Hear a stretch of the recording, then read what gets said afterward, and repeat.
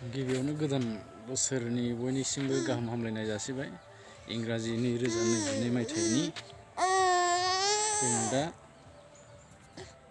फेमिलिजों जोङो गोदान बोसोरनि जोङो लावखार ओंखाम जानो नागिरदों। गोजानाव थाङाखै जों दिनै देग्लाय जोङो आदैमोननाव जानो नागिरदों फेमिलि गासिबो जयैनो। बे बोसोरसो आं फेमिलिजों थानो मोनदों। फेमिलिजों देग्लाय ज' जानो लुबैनानै आं थाथारबाय। गोबां लोगोफ्रा हांख्रायबाबो आं थांनाय जायासै। जों दा नायनि गोबां आइटेम दं जानायाव। जौगासाराबो नै गोदान बोसोरनि बयनिसिमबो हामलायनाय थाबाय जौगासारसिम। बेना गाबनायजोंसो जायो। फैदो बिदिब्ला जों मा मा आइटेम जादों नायनि। Happy new year. Happy new year.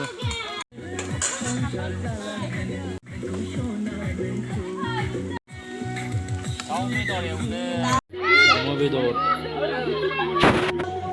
दाउ बेदर,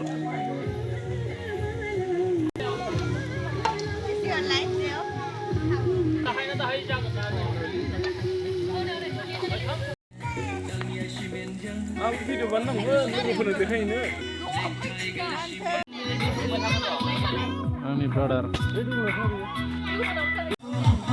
नाय सेंग्राफोर बा थफसिया बेना देनजारलै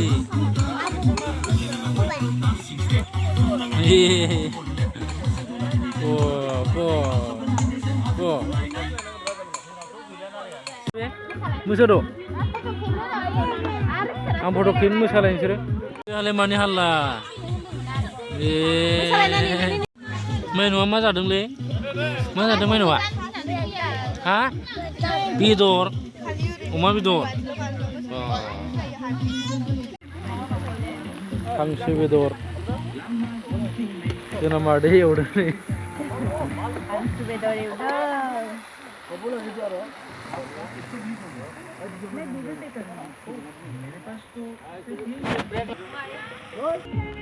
मेथाइ मोजां हो हासुङाव अमा बेदर संनाय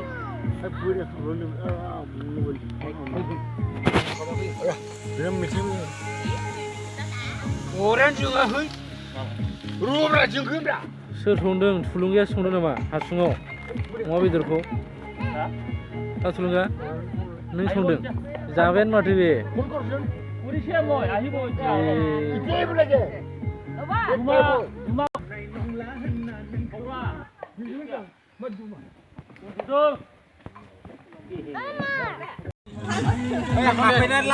लाजिबायसो आङो मा लाजियो सेलफि लाजिबाय बे आइटि मोजां पार्टि